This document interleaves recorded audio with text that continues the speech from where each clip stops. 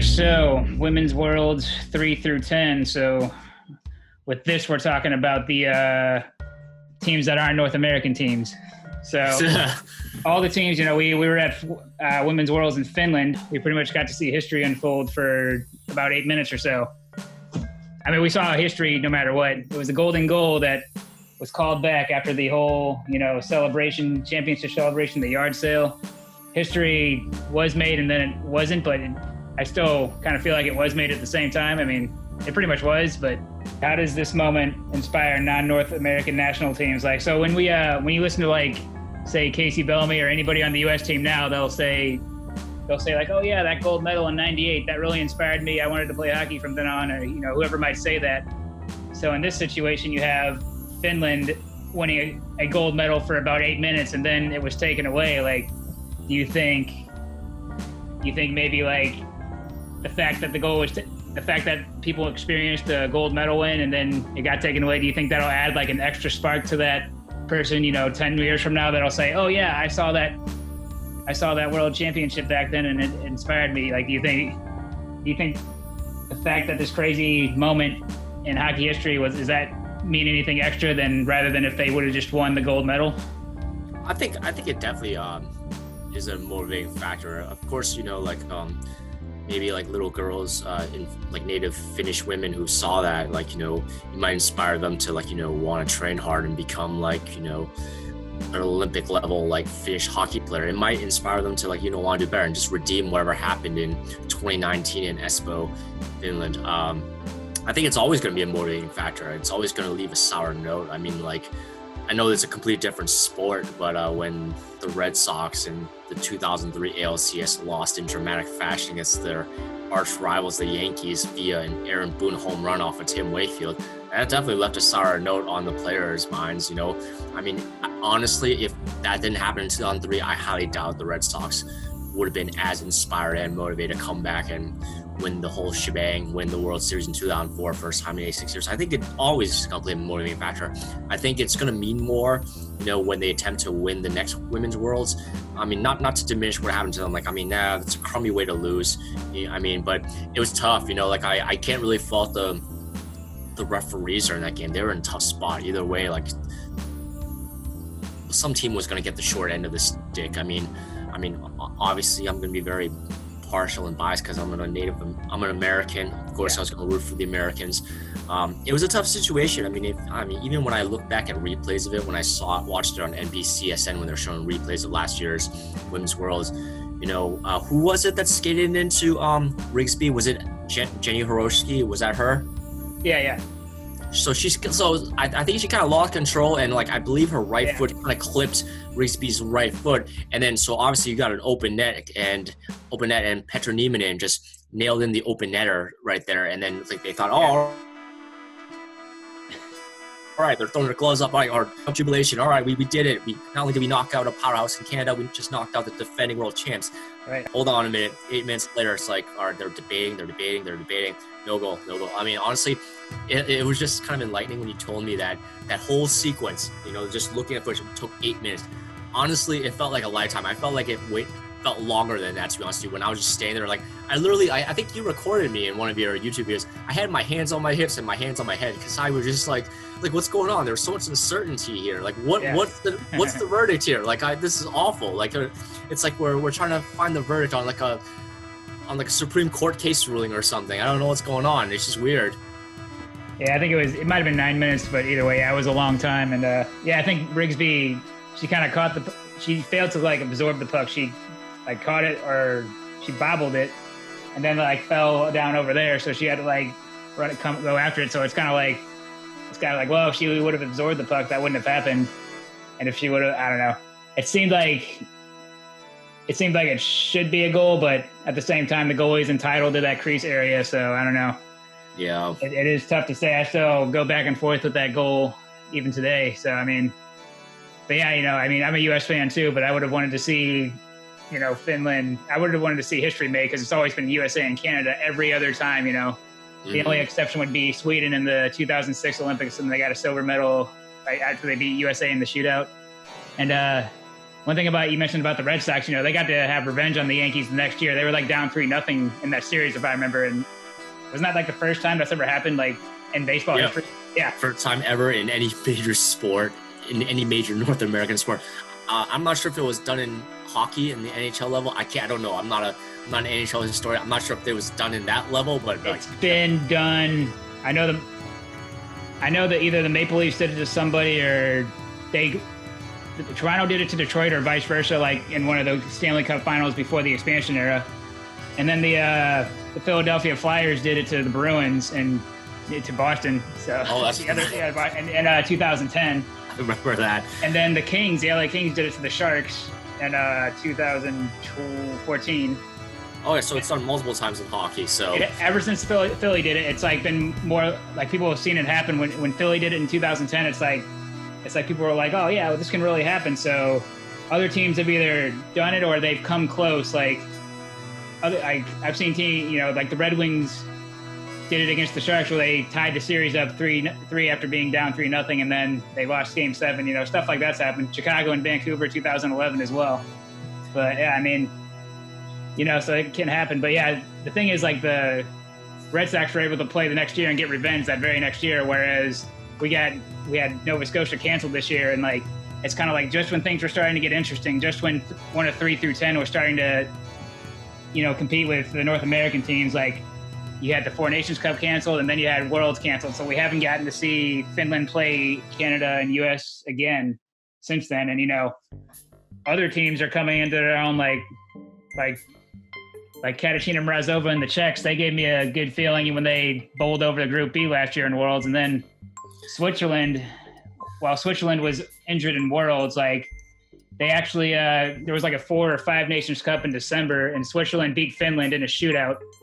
And it wasn't even Andrea Brandley in goal or anything. It was Saskia Moore, who was the 3rd string goalie in Worlds, and she had just come out of the U18 tournament the year before. So it's like, as far as inspiring, you know, of course this inspires Finnish players, young Finnish players coming up, but do you see it as inspiring a lot of all the other European countries as well? I mean, you know. Oh, absolutely. Yeah, absolutely. You know. I mean, like much like yourself, you know, I'm a fan of the game. I'm pretty sure the other countries, with all due respect, are kind of tired of seeing an all Canadian American, you know, finale every single year. I mean, I'm sure they're all like chomping at the bit to, like, you know, ruin that party. I mean, it pretty much almost happened last year. I mean, Finland almost pulled off the unthinkable. I mean, they were knocked off Canada.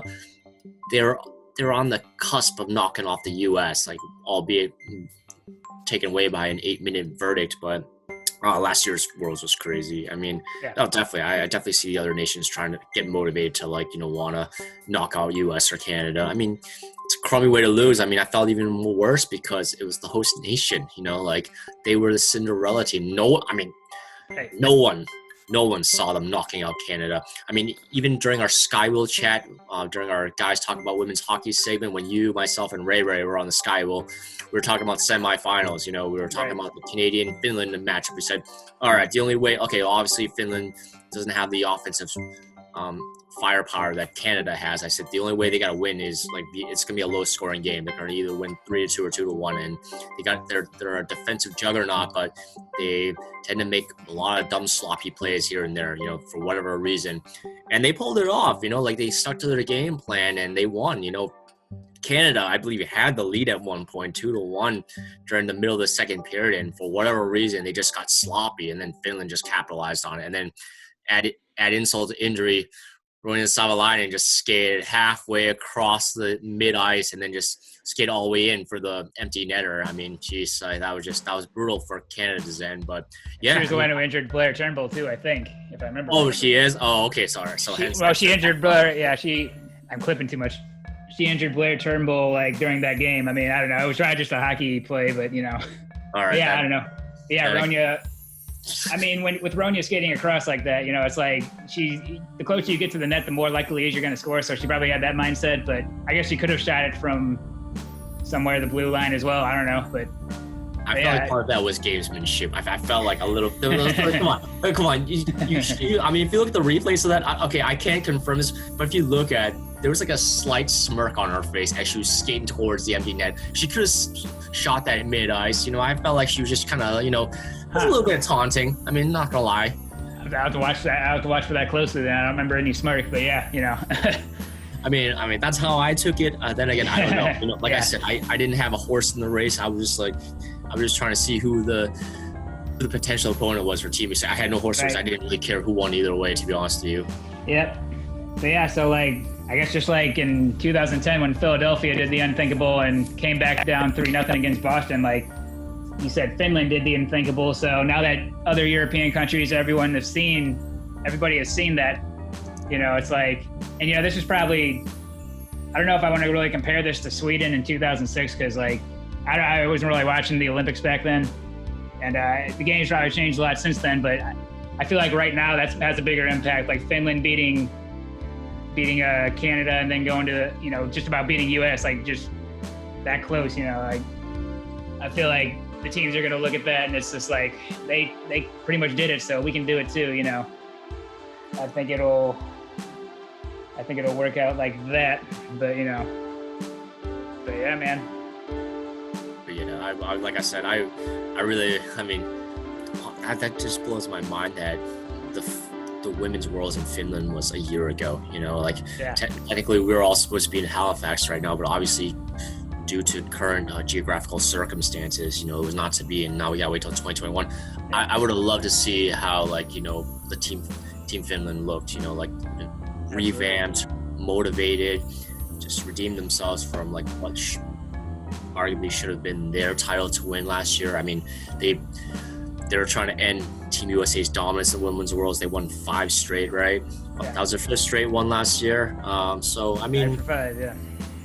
honestly, this is gonna sound crazy, but like for the 2021 Women's Worlds in Halifax again, I feel like Team Canada is the favorite. All the pressure's on them, you know, like they have a lot to prove too. I mean, you never know. It might be Team Canada and Team Finland in the finals. It's, who knows? Like, I mean, USA, I don't think they'll get complacent, but like I got a bad feeling, you know, the other teams might be more equipped, more motivated to win it all. So Yeah. I would be shocked if it's Canada and Finland in the Women's World Final.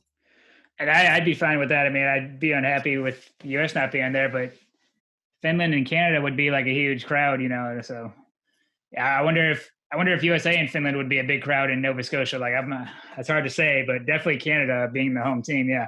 Yeah. I would definitely like to see that play out. And like in 2017, when Finland beat Canada, then I got to witness that too. Luckily, was that a prelim game? Yeah, it was a prelim game, but I was hopeful, like, because we already knew by then that Finland was going to host 2019, and like I was hoping Finland would do something good. But another thing is, I guess there's a thing about young players that has to be said here, because like 4 of the Finnish players have retired, you know, since then. Like Riikka Salainen, you know, she was like 46 or so. Venla Hovey retired, and then Anina Rahuc, I'm not going to pronounce her name right, but Anina just announced her retirement yesterday. Oh, I think I know how to pronounce her first name. Anina? Well, Anina is probably, that sounds about right. Yeah, the only reason why I know this is because, like, all right, I'm probably revealing too much information. I went on a couple of dates with this Polish woman last year, and she said, oh, yeah, it's Anina. Had the same last name, same first name. Oh, okay. Oh, yeah, Polish girls, yeah. I see them when I do the drag races in Minnesota. Brainerd, we get to stay at a resort for that one, and there's a lot of Polish girls working at that, the Kregens Resort. So, yeah, I mean, there was Hungarian girls there working there, too, this past summer, and, like, I was telling them, like, oh, yeah, the Hungarian women's hockey team is going to be playing there. Oh, that's right. In the Worlds, and a lot of them didn't know about that, but the one Hungarian girl that looked like she was kind of an athlete, like, she knew about that. So yeah, at least one of them knew. Who was the other retiree? See, unfortunately, the IHF app doesn't have like profile pictures anymore. It's too blown out. But yeah, I know. Yeah, I know that too. Like it's like all you see is like a blank silhouette. Wait a minute. No, the pictures are popping up. I thought the IHF I thought they were gone forever, but no, yeah. I can't remember. It might have been Linda Valimaki. I don't know, but somebody else retired. But anyway. So there was a lot of new young players announced for the roster this year, And like, I think I saw a Mintu interview about it where she was like, oh yeah, they all had a good camps and all that. But yeah, the younger players are going to be a big deal. It's good to have the veteran presence, but younger players will be a big deal too. Like, hell, Ronya is still young. She was the one she scored like the game-winning goal, I think, or some kind of pivotal goal in that 2017 game. And then she scored 2 goals in this silver medal game, or not the silver, semifinal game. So, it's having a lot of young players is good. And the thing about Canada is they don't seem to bring a lot of young players with them. Like, they had young players on the centralization roster for the Olympics, and they cut like all the last young players at the last minute, like Haley Krasaniak and all them. And then like they had kind of a more veteran roster, except for like, Lauren Gable on the Worlds roster and for Worlds. And then, but then at the joint training camp that replaced Four Nations Cup that we were at in Pittsburgh, Canada had like a lot of young players there, like Emma Multi and the Tiger twins, Sarah Fillier and Claire Thompson. So it's like, man, they had a lot of young players there, and they smoked the USA both those games. It's like, yeah. I feel like something about the Olympics. Like, I feel like when you have a lot of young players, it's a good thing. Like, you don't have to. You can have veterans too, but like you think about the U.S. Miracle on Ice team. I guess I hate to bring that up because everybody brings that up, but then you had USA men's in 2010 where they had a lot of young guys instead of going with all the Keith Kachucks and all that, and all the Mike McDonoughs. So it's. I guess maybe in the end of the day, it's good to have young and veteran, but like don't have like mostly one or the other. I guess like kind of balance it out or something. I don't know. That's. Do you attribute that to like youthful exuberance, like like just like ignorance in terms of like, oh, That could be part of it too. It's hard to. I don't know how much I can dive deep into that, but yeah, it could be. It could be like they have that. They bring that youthful energy. Like, I don't know. Like, hell, my favorite band, Genesis, is going on tour again, and Phil Collins' son is playing the drums now. And Phil Collins, he can't even walk anymore, so his son will bring energy. His sing will bring energy to that. So I don't know. How old is Phil Collins? He's in his 70s by now. He's got to be in his 70s by now, right? I think he's 69. Oh, he's close. All right. Or 68. I don't know, but yeah. Close. Anyway, but yeah, if you have a mix of veterans and young, I think it can be a good mix. Like, I don't know, it's just, but don't have too many veterans. Like, and again, I feel like Canada had too many in the Olympics. I don't know. They, and they were bringing all the veterans on for their last run. I'm not sure. I think the only newcomers I could think of from the Canadian 2018 Olympic team were Laura Stacey and Jill Saulnier. Those were their first Olympic cracks, I think. And actually, I think they're probably in their like prime years. But as far as players like that are getting their first cracks, that could be, their first chance at it. That could be a good thing too. Like Anne-Sophie Bataille, she's been snubbed for years, and like she finally got she's finally getting her chances. And I honestly, I'd hope she makes Beijing Olympics, but I hope so too. But yeah, so it's kind of like, what do you call that? It's like she's an older player, but she has like this. She brings that newcomer energy, I guess, to it. So I don't know. Like when I played football in high school, I was a rookie senior because I didn't think I was football stuff the first few years. And finally I realized, oh wait, I should have been playing the whole time. So I played when I was a senior and I was like a rookie then, but I don't know. It's hard to say, you just never know, I guess. But I think the only veterans I could think the trio mainstays that I could think of that were on the Canadian Olympic team. What is it? Marie-Philippe Poulin, Rebecca Johnston, and Natalie Spooner. Those are those are the veterans who've been there, done that. They've went to like the 2010 and 2014 Olympics, if I recall correctly. You also had like Megan Nicholson, and of course you had Shannon Zabados. Yep. And then she was the one that pretty much got the playing time. Mm-hmm. I forgot about Shannon Zabados. Yeah, I completely forgot about her. Like, I know she's on maternity leave right now, so. And you also had Jennifer Wakefield. That's right. And Megan Agosta. Oh, forgot that key. Veterans. Police officer. I don't know how long Jocelyn The Rock's been on the team. I can't think of everybody, but yeah, I don't know. I mean, let's see, Water 14. I might have to look at this all again. There might have been a good amount of young people, but like, again, like Haley Krasaniak got cut. Like, I don't know how many like early 20s players there were. On Bailey Bram, I think that was her first crack at Canada as far as the Olympics, but she was kind of like up there in years too, like in hockey years, I guess. So I don't know, but yeah. I remember that. Like, so remember, I think Team USA was kind of doing it. Well, they were doing the opposite. They were eliminating veterans. I mean, I remember Rob Stauber, like, he caught Megan Bozak, Alex Carpenter, and Annie Pinkowski, like, you know, right before the beginning of December of 2017, and they replaced him with what, Haley Skarupa, Caleb Barnes, Sydney Morin. Like, no one knew who Sydney Morin was. No one knew who Caleb Barnes was. She was still a freshman at BC. Like, I heard of Caleb Barnes because she was at the Four Nations Cup, I think, but I don't think she played. But yeah, you're right. Yeah, but she at least she was a young player, like bringing that new young energy, I guess. And she must be good if she's being picked as a freshman. Like Jinsey Dunn got cut and all that, you know, when they were close, and Caleb Barnes actually made it. But yeah, that was a really like, I wasn't very happy when they cut Annie Pinkowski, but then when they cut Alex Carpenter, that was a controversial move. Not exactly a popular decision on Stauber's part. I mean, something was going on behind the scenes. I don't want to speculate, but you know, like, when you have like an offensive player like that, you have to really justify cutting them off the roster before they start the Olympics. There was like a disconnect there. That was just weird. I still remember, like, it was yesterday. It was like the strangest thing. Right. Yeah, and I'm starting to realize we're talking about 1 through 2 instead of 3 through 10. We've kind of got off on that track. So. Oh, my fault. Oh no, I keep clipping too. I got to figure this out. If I talk loud, I keep clipping. But like, it's only when I've been on this too. It's not when I was when I was not on the Zoom, or so I don't know what's going on. But yeah, 3 through 10 as far as young players. In that case, I mean, Switzerland, yeah, they always have to have young players because a lot of players will retire from the Olympic team after their Olympic tenure. Because I guess you gotta think about how much work, how much time that is to put in, and how much effort to try to make the Olympic team. You know, you're not, you know, and of course, you know, pro hockey for them isn't quite a big, you know, it's not a clear future. So it's like they got to focus on whatever their career might be or something as well. But yeah, like, a lot of players retired from that Swiss Olympic team after 2018, like Tess Alleman, who her and her parents got me into the Swiss team. I've told you that story. And then like, there's 3 Vitaher sisters. Monica and Nina retired, but the youngest sister was still on the world's roster. And then of 2019, and then she wasn't on 2020's world roster. So I was wondering what was up with that, because Isabel, she like stood out, like she was noticeable. And then I don't know, one of the there's Laura Benz and Sarah Benz.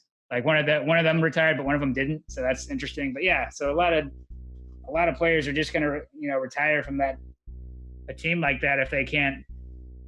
I don't know. At least for Switzerland, I don't know about. I don't know how it's going for the Czech team. Like, the Czech team hasn't been to the Olympics, so a lot of those players want to still experience that. You know, so I don't think they want to. And with the expansion from 8 to 10 teams, you know, they with the expansion, they still think they have their chance, and they most likely do, especially if they play the way they did in 2019. And then, of course, same with the German team. Like, that German team has pretty much been the same for the most part. That one player, Sophie Kretschmer, unfortunately lost her battle to cancer, so she wasn't on the team in 2019 or anything. But so unfortunately, that's a tragedy. But aside from that, the German team has pretty much stayed the same. And then who else didn't? Well, I don't know, the Russian team. I don't know if I want to get into them because they have their own set of problems when it comes to the Olympics. But yeah, you know I mean? that team is in shambles. You know, you can tell the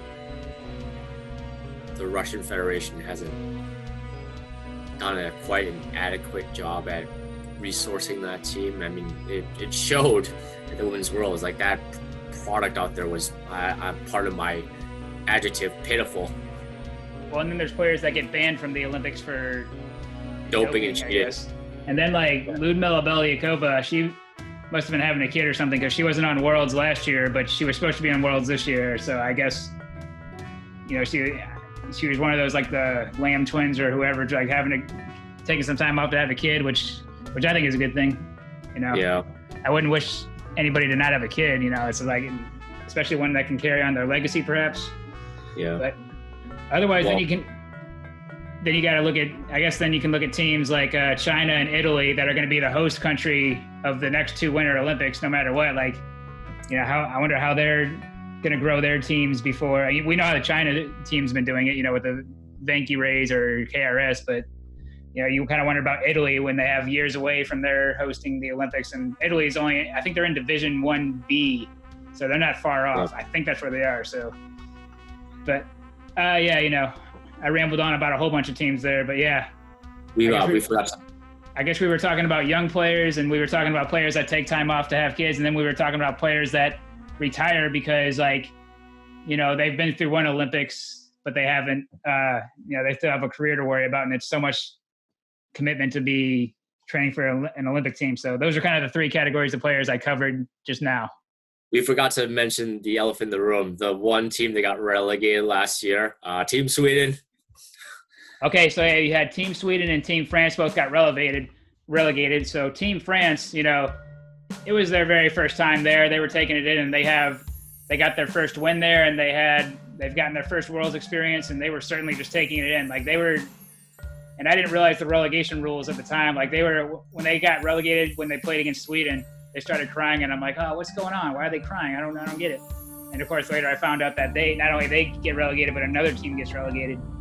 So Sweden's case, of course, Sweden has been in the World Championships for years. So obviously it's going to be a lot more painful for them if they get relegated, especially the way they did against Japan. They had the game, they were winning 2-1, and then gave up 2 goals in the last few minutes of the game. So yeah, because they gave up those 2 goals, decisive goals. I believe they committed some pretty dumb penalties, and Japan capitalized on both power play opportunities. Like, when I remember, if I recall correctly. Yeah. But yeah, that team, they had that game in the bag, and like, I don't know what happened. They just had like a mental lapse. It just, that was theirs to take. Like, it shoulda, woulda, coulda, I guess. But it's unfortunate. It's hockey. It happens. Yeah. It's a game of capitalizing on mistakes, and unfortunately, they made one mistake too many. Right. And like, Sweden's been hectic. They didn't have the funding, like we were talking about, and then they canceled the Four Nations Cup because of, for all that reason. But they do have a good, they have the SDHL in Sweden, which that's good. That's a good, I see that as kind of one of the premier pro women's hockey leagues. And then otherwise, Sweden they're the only ones that went to the gold medal game out of all the world, until Finland last year. They were the only ones that have gone to a gold medal game in all of Worlds and the Olympics since the Worlds has started, and since women started going to the Olympics, the women's hockey team. So Sweden has that bit of history right there. They have a silver medal, and they're the only ones of 3 through 10 to have a silver medal. But now they've been relegated for what is probably the first time. I don't know if it's really the first time they've been relegated, but obviously they've been in that tournament for years, and to be used to playing at the top level for years and then all of a sudden get relegated is like, that's crazy, man. We talked about before how I saw them after the game. I saw both Sweden and Japan after the game because I was trying to get Japan autographs. But yeah, it's crazy stuff. Yeah. So, pardon my ignorance here. Obviously, Sweden and France got relegated, and Team Hungary got promoted. Which was the other team that got promoted as well? That was Team Denmark. Team Denmark. Oh, the Danes. That'd be interesting to watch some of the women's worlds, to see 2 new rosters, to see 2 new nations. I think it's good for the sport. Yeah, no, that's the thing. That's what I like about. That's what I like about the 2-team relegation thing too, because more teams are getting experience. I think Denmark's been in 1 World Championships before, and Hungary has been in none. So both teams will be all into it. It's like a new thing for them. And guess who's coaching Team Denmark? It's Peter Elander. I know you probably heard that name. He was like, well, for one, he was the coach of Sweden. He's actually a Swedish guy, and he was the coach of Sweden for years, and probably during that Olympic silver medal too, I would guess. But he was also like, he was like the associate head coach of North Dakota for years, and before they got dropped, until they got dropped. And then he was the associate head coach of Ohio State, I think, for a year after that. But as far as the the rosters that would have been that they listed on the IHF website, Peter Elander was listed as the head coach. So I think that's pretty cool. That's a name I recognize. So it's like, get somebody with that kind of experience taking an inexperienced Denmark team, I guess, into the tournament. And I guess if you're a Swedish fan, there's a silver lining because you got a Swedish head coach coaching, I guess, a rival country, but he is a Swedish head coach. So I don't know. Somebody from Sweden is in a part of Worlds, and then of course you're going to have a lot of players that play in the STHL that are in the World Championship. So Swedish fans can still have a fun way to watch top division Worlds, I guess. But it does hurt. It hurts really bad. I'm telling you. It'll definitely be interesting to watch all the new teams up close and personal. I mean, like I mentioned to you, like off camera a while ago, I already pre-picked 2 weeks of vacation time, like the final week of March and the first 2 weeks of April, essentially, just to block time off for the Women's World. So it's gonna be good. It's gonna be fun. It's just gonna be weird to have 2 locations. One's in Truro and one's in. Did I pronounce that correctly? Truro, and one in Halifax. 2 hockey venues. I'm pretty sure that's pronounced right. And then one of them was called like the Halifax Arena, I think, is in the Goon movies, but it's changed the name since then. So I'm not sure what it's called. I think the Truro Arena is called Rath East Link or something. I don't know. Yeah. It's not important right now. Weird. It's going to be weird, but I mean, oh God, I can't believe that's a year from now. Like that, it seems like forever from now, but time's going to fly right by real quick with that. That does suck, because a lot of the 3 through 10 teams, they're playing in another arena, and I kind of want to see them because I've seen U.S. and Canada a lot. It's just like you don't get to see the other teams that often. So I don't know. I'm not sure if I really want to I'm not sure if I really want to get the package for Truro or Halifax, to be honest, because either way you can get a package to where you get the elimination games. So, I don't know. It just kind of sucks, and I hope the 2 venue thing doesn't happen too often. So. Well, that leads me to my next question. Right before they canceled this year's Women's Worlds, they've already finalized the Team USA roster. Now, does that roster stay the same, or does that get revised a little bit for next year's upcoming Women's Worlds? That's what I'm trying to think of. Because that was my question too. I don't know. I would think it would have to change slightly. I mean, what if like a McKenna Webster or a Taylor Heisey has a killer season? What's gonna happen in that case? And then for Finland, I know and Anina retired, so that her spot's gonna be taken. But I don't know. That's kind of sucks, because you got named for Worlds, and then what if you get replaced the next year because somebody just had a lights out season? It's that's gonna suck for that person. And I do want to see Grace Zumwinkle as a part of the U.S. roster. I've been wanting her on the U.S. roster for a while, and Abby Rock, or I like to pronounce it Abby Roke. I don't know what the real pronunciation is, but. And then I'd love to see Jency Dunn make it on there, but Savannah Harmon, she's going to have her first experience too. I wouldn't want her to lose that. But that's a good question. I don't know. I mean, you would think it has to change a little bit, but I don't know. It's just hard to say.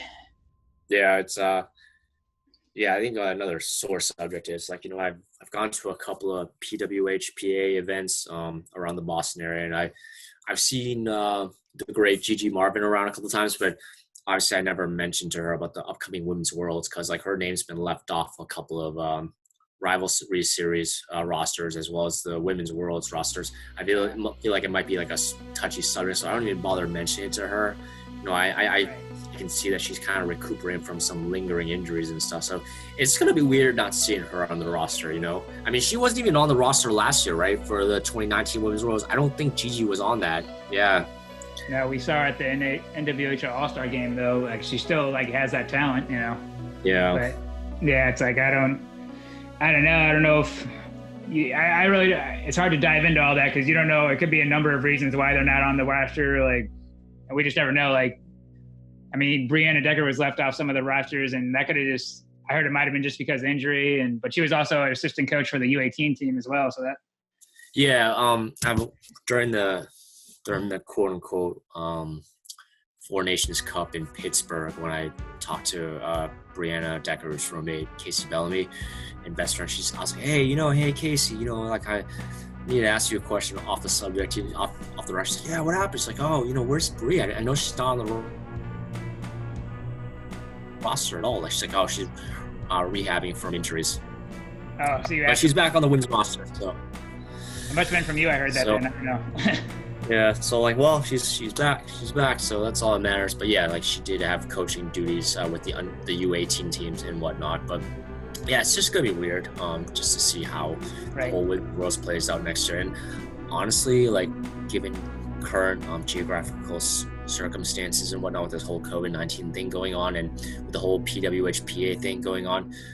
Is there even going to be like a Four Nations Cup this year in November? Like it was supposed to be in Sweden last year, and that was because Sweden was I don't know, sitting out, I think was what they were doing. Yeah. So are they even going to have it this year? Like, I think they will. I think it's going to be, according to the pattern, I think it'd be Finland next.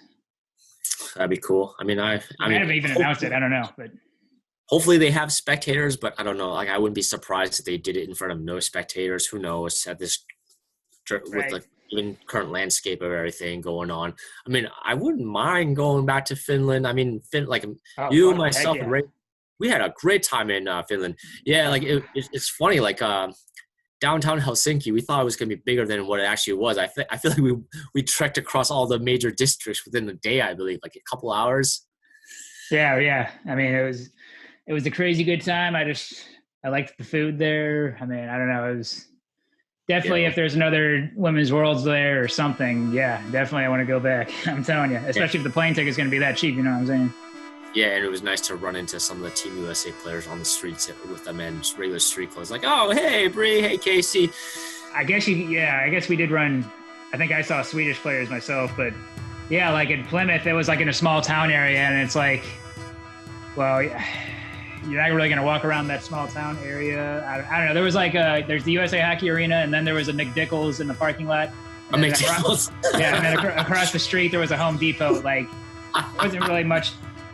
I saw some people at the Mickey D's that might have been like trainers at one point, but you're not really going to walk around there to sightsee, like not around Plymouth. I mean, well, Brandon, I meant to ask you. I'm sorry, I didn't mean to cut you off mid-sentence. What was the name of that McDickles knockoff in Helsinki? I'm blanking on the name of it. It looked like a McDonald's, but it wasn't quite a McDonald's. I don't know if we saw that, but we saw a Target knockoff, and that was called Token Money.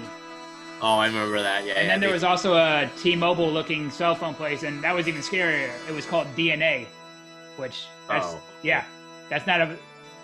I don't like the idea of DNA and technology mixing, microchips and all that. So I don't. Yeah, DNA. That's That's probably not what they meant by DNA though. But it literally looked like a T-Mobile in pink, and it said DNA. I probably took pictures of it, but yeah. Well, maybe I'm not buying my cell phone from there. No, I'm good with that too, man. I think of a different connotation when I think of DNA, but we won't go into that. That's going down a different rabbit hole. Moving on, yeah. I guess other things I have written down here. Let me see. So I was actually, before the Pyeongchang Olympics, I was actually watching the Olympic qualifications, and it's like a really long process, but basically for an Olympic qualification, you'll have like two groups playing at the same time. And you'll have whoever wins those two groups will move up into the next set of two groups. And then whoever wins those two groups win the next set and go up. And it just keeps going up. And usually if a team at the bottom wins and moves up, they're probably not going to win the next group. So, but the final Olympic qualifications had like, one group had like Germany, Japan. And I just remember them because Japan beat Germany in that to get to the Olympics. And then the other group had Czech Republic and Switzerland beat the Czech Republics to get to the Olympics. So I wonder if the Olympic qualifications will change much, or if it's going to be that same exact thing. I think you can actually look it up on the IIHF website somewhere. But also, like, I saw a post by Julia Zorn, who's on the German team. She's been the captain sometimes, and like, she posted about Worlds being canceled, and she said something like, if we would have done such and such, we would have made the Olympics, like right off of Nova Scotia this year, which I guess that means if they would have finished like higher than the last. Maybe if they would have finished, top two of the Group B, then maybe they would have made it. I don't know, but I think like might get teams like Czech Republic and Germany might qualify before they have to go through the Olympic qualifications, and they won't have to deal with that. But I'm just kind of wondering how that's going to work, because like obviously you're going to still have a host country in China because they're not in either Group A or Group B, so they're going to take up one of those spots, which means you have a couple more chances to make the Olympics when you haven't made it before. And I wonder how like France and Sweden factor into that. Like if they'll be part of the final Olympic qualifications, it's like if Sweden could redeem themselves and that way instead of, they didn't get their chance to do it this year, unfortunately. So I just wonder how the Olympic qualifications will work. I know that's a great question. My guess is it'll be like the same kind of deal. And like, I'd love to see the Czechs and Germans make it because, we ran into Katarzyna Mrazova and Denisa Krichova several times. Like it seems like they loved going and watching the other games with people. And like I've seen on like Katarzyna's Instagram, like she plays roller hockey in the summer, and like I've met her dad twice. He was at the NWHL All-Star game. It's like the dude like made the trip just to see that All-Star weekend to see his daughter play in that weekend. And like then I saw him again at our Worlds, and I was wearing my whale jersey, and I was like, hey, yeah. And he's like, yeah. He couldn't speak English, but got our points across pretty well. But yeah. He understood, yeah. I'd be so crushed if like the Czechs didn't make it again, because like they seem to love the game on another level, but yeah, I think they definitely have a much better chance for sure. And like the goalie Klara Peslarova is like becoming the reason for the season, I guess, for lack of a better term. Like she's probably a big reason why they went 4-0 in the Group B preliminaries until they had to face the eventual almost gold medal winners Finland in the quarterfinals. So yeah, I mean, I didn't really have as much exposure to the Czech team as you did, but like I think my only exposure was like, remember last year how crazy that was? Me and Ray were staying at the Racing Blue Hotel in Espoo, and it just so happened that Team Germany, Team France, Team Sweden, Team Switzerland, Czech Republic, and Japan all staying at the same hotel. And every morning we go to the lobby like, what's going on here? What? Like, yeah, I mean, you guys said it was a good deal, so all the teams must have thought it was the same thing, and that's a whole team of people, so if they're gonna find a good deal, especially close to the arena, then why not, Yeah, no, it was a good time. It was a good time. Just really cold there, extremely cold in April. I don't remember it being as cold as I thought it would have been, but I don't know. It's hard for me to remember. I guess I had hockey on my mind. I don't know. Yeah, but yeah, that was it was a fun experience. I mean, I think me and Ray gained a couple of pounds there because all we ate were hot dogs over there and donuts at the concession stand every day. So yeah, I mean, as far as my, if I had to guess, like who is the next team that'll maybe compete with USA and Canada, I kind of want to place my money on Switzerland and the Czech Republic. I mean, in the Czech Republic, they were in Group B, but I don't know, they have a lot of players that are playing in North America currently or have played in North America. And like, I would have to think that helps. I mean, I'm not saying that, North America, I'm not saying you can't get better just by, playing in Europe too. Europe has Sweden has the SDHL and all that, and a lot of the Finnish players play in like the Finnish league as well. So I feel like that's a good thing. If you're playing at American university, like that's probably a thing that helps. But like the Czechs, they lost pretty much every game at Worlds 2017 except for one of the relegation games back when it was a 3-game series. And now the Czechs, they just fold over that whole division. Like it's just a shame. Like I just really wanted to see what was going to happen at this Worlds. And another question is, do you think like it's going to hurt really badly that whole year of experience is missed? I mean, oh, absolutely. Oh, absolutely. It's going to hurt a lot immensely. I mean, like, especially with everyone under quarantine status, you can only do so much. You can't even like work out in the local parks. I mean, look at Tom Brady. He got stopped by a local police officer in Tampa Bay saying like, hey, welcome to Tampa Bay, but you can't work out on these grounds. You got to stay home. So you have limited options in terms of what you can do for hockey training. I mean, like, it's just, I don't play professionally, so I don't, even deign to like pretend to understand what they go through. But is there such a thing called rink rust? Like especially like a year off like this. I mean, it's definitely gonna play a factor into this. I mean, it's definitely gonna impact them somewhat. How much it will impact their skills, I don't know. It's not for me to say, but it's definitely gonna have some type of impact. Yeah. Unfortunately, you hate to say it, but yeah. I mean, with this whole quarantine status affecting us, regular Joes, us average human beings, like imagine what's it's doing to these high-end athletes. I can't even imagine what they're going through. I mean, to work that hard for what's supposed to be the 2020 Winter Worlds and then realize, we got to cancel outright because of this whole epidemic going. It sucks, I know for a fact it sucks for them. Like you train that hard and then you realize, oh man, I feel like I trained for nothing. I don't. That too, yeah. Yeah, I mean, I just, like I said earlier, it just sucks. Like just when things are getting interesting, just when somebody was making noise, like now you have to wait, you get a gap year, which hasn't happened since the SARS outbreak. And then like, I think there was after the first year of Women's Worlds, there was no World Tournament the year after that. But then ever since then, there's been one every year except for the SARS outbreak and except for the coronavirus one. So that just sucks just right when things are getting interesting. But I don't know. I mean, it will hurt, but I'm still hopeful that 3 through 10 can do something. It's just like in 2017, Finland, even just Finland being that one team that did better, like that made the tournament that much more fun when it wasn't just USA and Canada rocking everybody. You know, like you saw Finland beat Canada, and then you saw Finland give USA a run for their money. The game was tied 3-3 going into the third period, and then USA only beat them by 2 goals. Like, so just one more team being better makes it way more fun. Like, instead of just the same old stuff. It creates more parity, you know, like, because otherwise, like you said, it's just gonna be lopsided because you got the 2 juggernauts there, Team Canada, Team USA. That it gets stale real fast. I mean, you definitely need other teams to be just as competitive just to continue to grow the sport. Yeah. So Finland Finland almost beat Canada this year and almost beat USA, or last year, I mean. And then last December, Switzerland beat Finland in a tournament, and they haven't done something like that in so long. So it's like, which tournament was that at? It was it was either a 4 Nations Cup or a 5 Nations Cup. It was in December. Okay. I think it was in some place called Fusen. I don't know if that's in Switzerland or Germany. It's one of those two. But yeah, again, like it was like a 4-4 game, and Laura Stalder scored the game winner. Who was injured last year in during Worlds, she scored the game-winning goal, and Saskia Moore was in goal. Like it's just like, Switzerland. I mean, Finland has been beaten by people before, like Russia. They've been it happens. It's kind of weird how everything works, but I have high hopes for Switzerland if they're healthy. And they did really good in the Pyeongchang Olympics up until they played against the Olympic athletes from Russia. And one mistake, like they were beating Russia 2-1. They were rolling on all cylinders. And one mistake on a 5-on-3 power play against Russia, imagine how cringeworthy that sounds just by me saying that. One mistake, and that turned the whole game around, and they lost 6-2. That was almost worse to watch than Sochi. But yeah.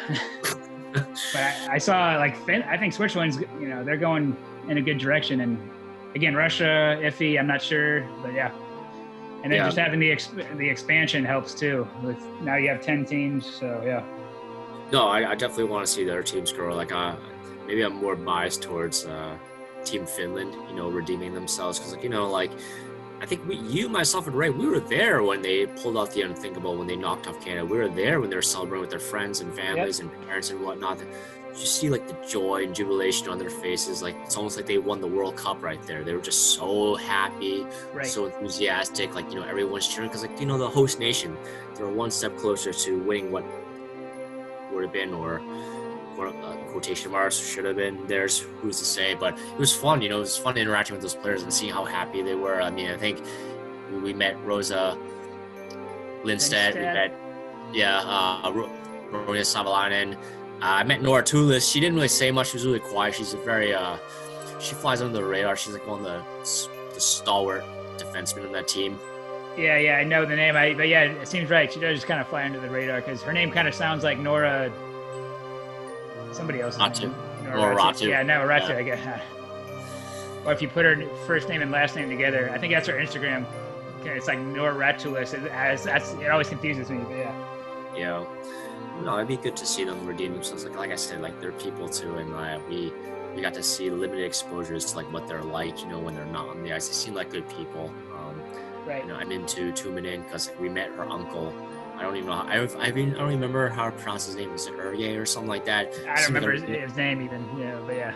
He's like, oh yeah, I'm into. That's my niece. Like, and we're sitting next to him at the final. Like, what? No way. She's like, yeah, that's. He's like, yeah, that's my niece. I'm like, oh, good for you, man. Heck yeah, dude. But I did get a picture of his hat with Mincy's autograph on it, actually. Oh, did you really? Nice. Yeah, for some reason. Yeah. But otherwise, I did discover there was a couple more questions in my notes I haven't covered yet. So yeah, fire away, man. And then we might end it there because I think we're kind of going on for a while. It might have been, I don't know if it's almost been like an hour, I think. But almost an hour, yeah. Fire away, man. I have no time constraints. So the 3 versus 3, they finally. So they had this rule for the men's hockey tournament before 2019 Worlds where it goes to 3-on-3 overtime in the gold medal game and there's no shootout. It's just continuous.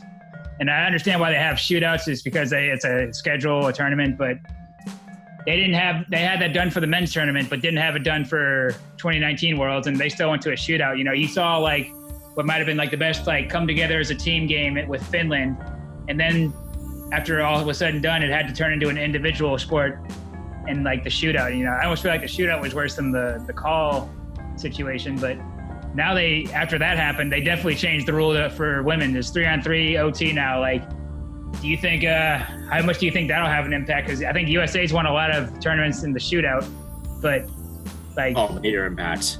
Major impact.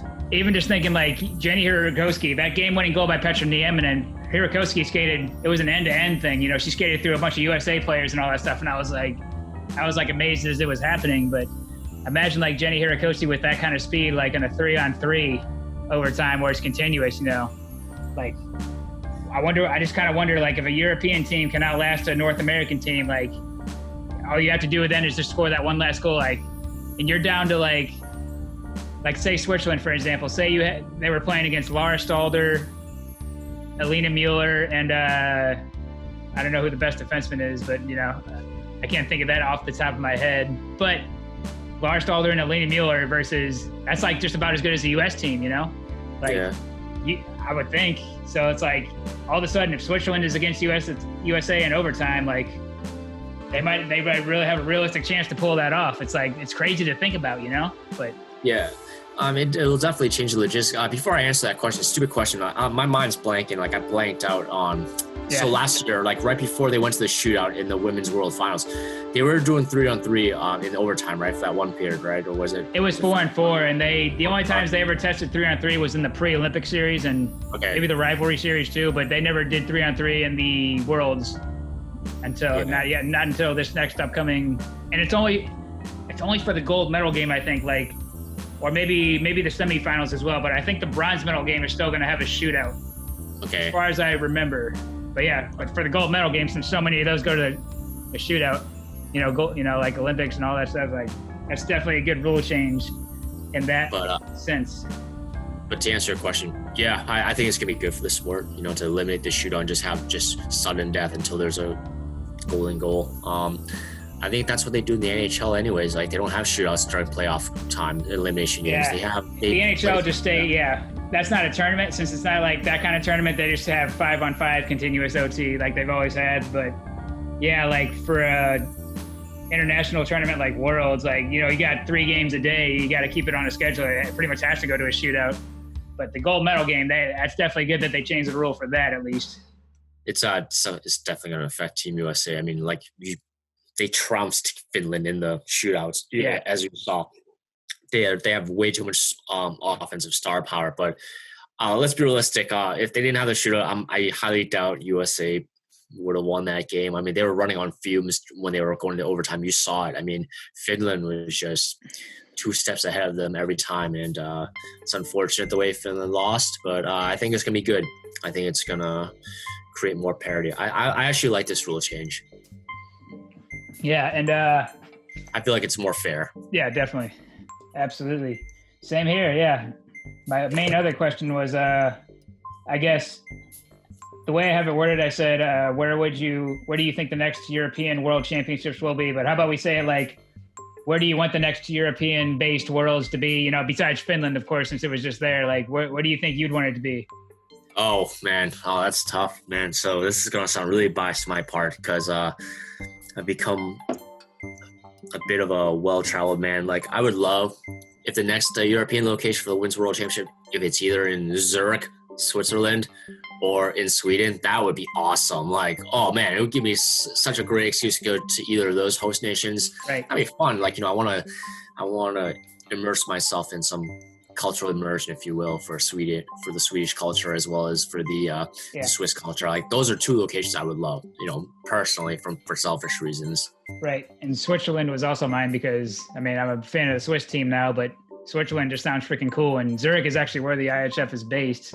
I don't know if it would be in Zurich, but, you know, whatever in Switzerland sounds good to me. But I guess Zurich is, the big city of Switzerland, I guess, if you will. So, yeah, Switzerland is mine too. And then Sweden, I mean, I liked Finland so much. So Sweden will probably have that same kind of cool experience. And it's definitely probably going to be like a Group A team or, you know, I doubt it would be like, yeah, Czech Republic would be another one, too, a good one too. But like, you wouldn't think it'd be in France because they could get relegated. You know, I don't know. I'm not sure how they do it, but hopefully, I'm already ready for another European Women's Worlds, of course, because of the cheap plane ticket, and it's a good experience. It's a good old time, and the food's better. Yeah, I guess so. Yeah. And we get to mingle with the locals. Right, I'm telling you. Me mingling with the local, like all the Finnish people were nice. I mean, I enjoyed that. So yeah. Yeah, they were very friendly. They were very gracious. It was fun. I mean, it was a small community. They're all really nice, hardworking, blue-collar folks. I mean, it was fun. I enjoyed my time there. All right, man. You enjoy the rest of your Wednesday, man. Enjoy your weekend, all right? Stay safe in this COVID-19 environment, man. Hopefully it will resolve itself. Only one can hope. Yep, I've done all right so far, I guess. And you as well. Stay safe, man. Wash the hands, Wash the hands, don't touch the face, don't touch the nose, sanitize. Yep, for sure. Become a germaphobe. That's the way to go. Yeah, just have some kind of, just be guarded in some way. Like, don't just go to Disneyland and then go to work right after that, like my cousin did. Yeah. Anyway. All right, cool. Take care, brother. All right, man. See you around. All right, man. Take care, brother.